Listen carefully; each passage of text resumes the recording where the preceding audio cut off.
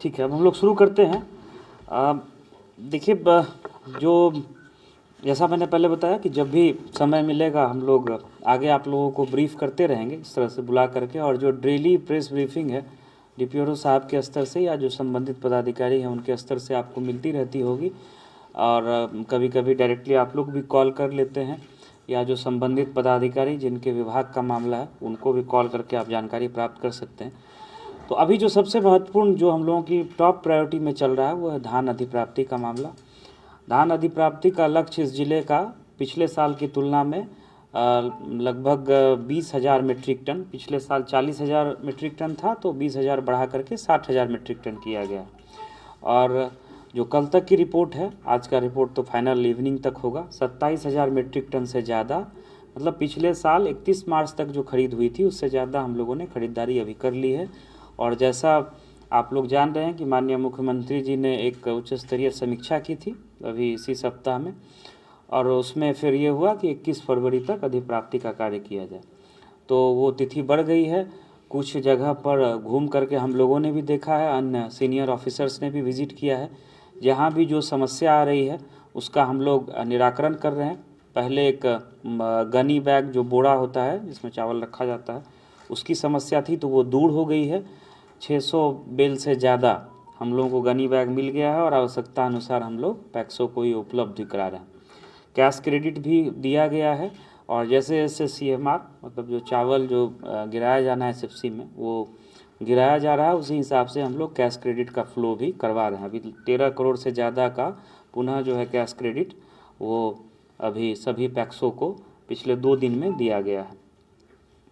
तो धान अधिप्राप्ति पे हम लोगों का जोर है, और हम लोगों का ये पूरा प्रयास है कि जो हम लोगों ने सर्वे कराया था, जो इच्छुक किसान थे उन लोगों ने अगर अभी तक अपना धान नहीं दिया है तो वो पैक्सों में आकर के अभी भी 21 तारीख तक धान दे सकते हैं। किसान सलाहकारों को भी हम लोगों ने लगाया है कि फिर उन किसानों से जाके कांटेक्ट करिए, या तो अगर उन्होंने अपना धान मार्केट में बेच दिया है या अपनी इच्छा से नहीं देना चाह रहे हैं तो बात अलग है, लेकिन जिनके पास अभी भी धान है और वो इच्छुक हैं उनका धान हम लोग निश्चित रूप से पैक्सों के माध्यम से या व्यापार मंडल के थ्रू हम लोग खरीदेंगे।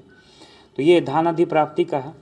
दूसरा, ये पूरा फरवरी का महीना परीक्षा, इंटरमीडिएट मैट्रिक 1 तारीख से इंटरमीडिएट की परीक्षा शुरू हो रही है, तो उसके लिए भी आज हम लोगों ने ब्रीफ किया है, सभी केंद्राधीक्षकों से बात की है, तो सारी तैयारी हो गई है। आज मुख्य सचिव महोदय के स्तर से भी इसकी समीक्षा हुई है, तो हम लोग बहुत ही शांतिपूर्ण तरीके से और बढ़िया माहौल में परीक्षा कराएंगे।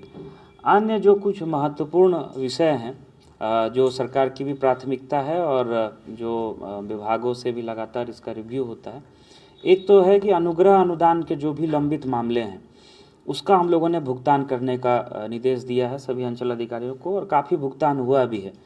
कुछ मामलों में अलॉटमेंट आकर के अंचल कार्यालय में या जिला स्तर पर पड़ा हुआ था, तो वो हम लोगों ने अनुग्रह अनुदान जो है वो अभी हम लोगों ने काफ़ी भुगतान कराया है। और ऐसे मामले जिनमें कि आवंटन प्राप्त नहीं हुआ है, आवंटन की मांग भी हम लोगों ने आपदा प्रबंधन विभाग से किया है।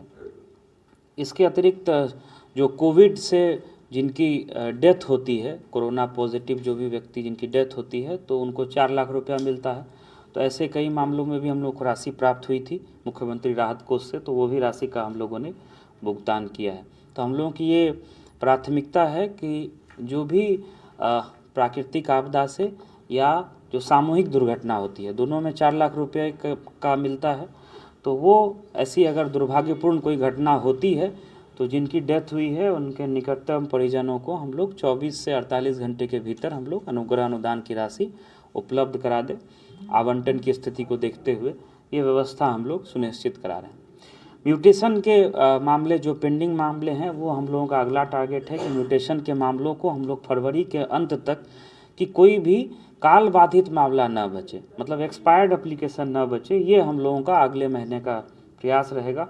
तो इसमें हम लोग कार्रवाई भी कर रहे हैं। जहाँ भी इसमें समस्या हम लोग देख रहे हैं तो संबंधित अंचल अधिकारियों से स्पष्टीकरण भी पूछा जा रहा है। कई अंचल अधिकारियों पे हम लोगों ने फाइन भी लगाया है, कुछ पे अन्य जो है विभागीय कार्रवाई भी हम लोग शुरू करेंगे अगर इसमें कोई सुधार नहीं होगा।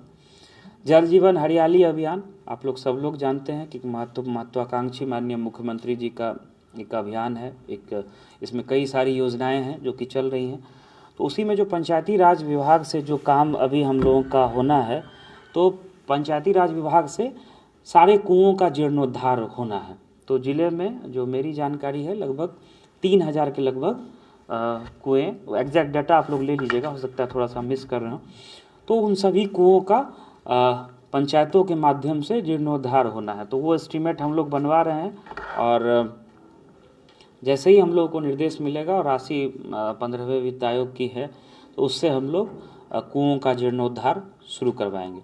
दूसरा जो एक महत्वपूर्ण काम अभी पूरे राज्य में चल रहा है और हम लोग भी करा रहे हैं कि अब गांव में प्रत्येक वार्ड में स्ट्रीट लाइट लगना है, सोलर स्ट्रीट लाइट। तो उसका सर्वे का काम जो हमारे पंचायत के टेक्निकल असिस्टेंट है वो सर्वे का काम कर रहे हैं, और फिर जैसा फर्दर हम लोगों को दिशा निर्देश मिलेगा तो वो हम लोग स्ट्रीट लाइट लगवाने का काम जो है वो शुरू कराएंगे।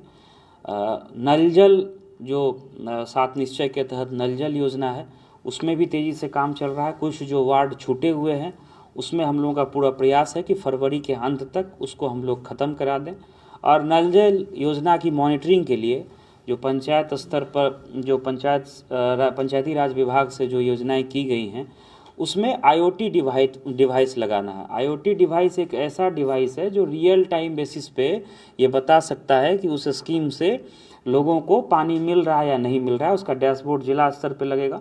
उसका टेंडर पहले ही हो गया था, तो वेंडर ने लगभग मेरे ख्याल से 150 के लगभग स्कीम में जो वार्डों में ये डिवाइस लगाया है। और उसकी जैसे ही ये काम पूरा होगा, हम लोग एक एक वार्ड की यहाँ से मॉनिटरिंग कर सकेंगे कि किस कारण से पानी का सप्लाई बंद है या पानी का सप्लाई डिस्टर्ब हो रहा है। तो ये हम लोगों की उम्मीद है कि अगले 2 से 3 महीने में ये IoT डिवाइस वाला काम हम लोग इसको कंप्लीट करा लेंगे।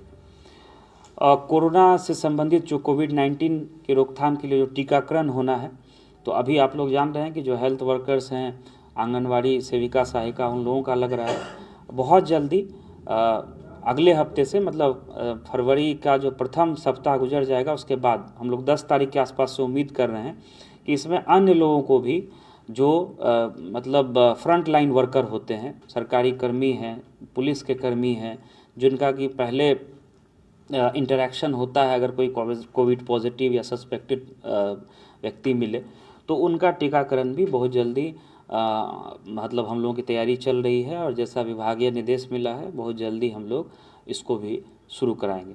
तो ये कुछ बातें थी जो आपसे शेयर करना था, और जो भी फर्दर हम लोगों का काम रहता है डे टू डे बेसिस पे, हम लोग उसको आपसे शेयर करेंगे।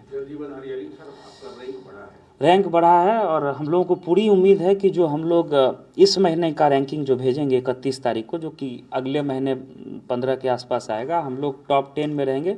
मेरी उम्मीद है कि 5th या 6th रैंक जो है हम लोगों का रहेगा। काम में हम लोग और तेज़ी लाएंगे। कई योजनाएं जो विभिन्न कारणों से, चुनाव के कारण या कोरोना अवधि में रुकी हुई थी, उनमें भी तेज़ी लाएंगे।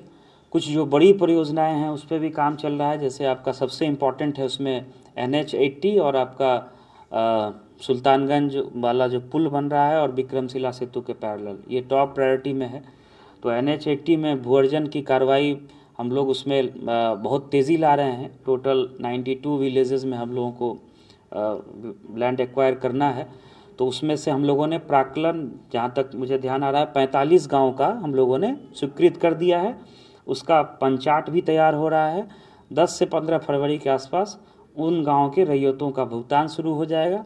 और बचे हुए जो गाँव हैं उन सब का हम लोग अवार्ड जो है पंचाट इस महीने के अंत तक, मतलब फरवरी के अंत तक हम लोग कर देंगे। उन बचे हुए गाँव का भी मार्च से भुगतान जो है वो शुरू हो जाएगा। इसमें हम लोग कैंप गाँव में ही लगा के भुगतान करेंगे मार्च से, और इस परियोजना का काम तेज़ी से हो सके। तो NHAI के अभियंता भी इसमें प्रयासरत हैं, तो हम लोग इसका काम तेज़ी से शुरू कराएंगे। सुल्तानगंज अगवानी घाट में कुछ समस्या थी, माननीय उच्च न्यायालय में भी मामला अभी भी चल रहा है। तो उसमें लोगों को हम लोगों ने समझाया है कि जो पैसा पड़ा हुआ है अगर आप नहीं लेंगे तो हम लोग उसको प्राधिकार में, कोर्ट में हम लोग जमा कर देंगे। आप इससे बेटर है कि आप अपनी आपत्ति के साथ इस राशि को एक्सेप्ट कर लीजिए, और अगर जैसा प्राधिकार का निर्णय आएगा उस हिसाब से आपको फिर जो नियमानुसार जो भी आपका मुआवजा अगर बढ़ा हुआ बनता है तो भुगतान किया जाएगा। तो इस पे तो कुछ लोग राशि ले रहे हैं, लेकिन कुछ लोगों में रेसिस्टेंस भी है, तो हम लोग देख रहे हैं। फिर हम लोग प्राधिकार में राशि जमा करके फिर हम लोग नियमानुसार इसमें अग्रेतर कार्रवाई करेंगे। विक्रमशिला पुल के पैरेलल उसमें कहीं लैंड एक्विजिशन की समस्या नहीं है, उसमें हम लोगों ने भुगतान भी शुरू कर दिया है और बहुत जल्दी उम्मीद है कि उसमें जो है काम भी शुरू हो जाएगा। तो इसके अलावा अन्य कई प्रोजेक्ट चल रहे हैं, तो उसमें भी हम लोग काम, लेकिन ये 3 जो है हम लोगों के टॉप प्रायोरिटी में है, जिसको कि लगातार वीक में 2 से 3 बार मेरा रिव्यू हो रहा है एडीएम, डीएलओ, संबंधित अभियंता और संबंधित अंचल अधिकारी के साथ। इसमें हम लोग तेजी से काम करेंगे। कई जगह पे जनरल का जो काम हुआ है पहले भी, कई जगह पे सर वो दिक्कत है, कई मुखिया लेवल पे प्रॉब्लम है, कई ठेकेदार लेवल पे।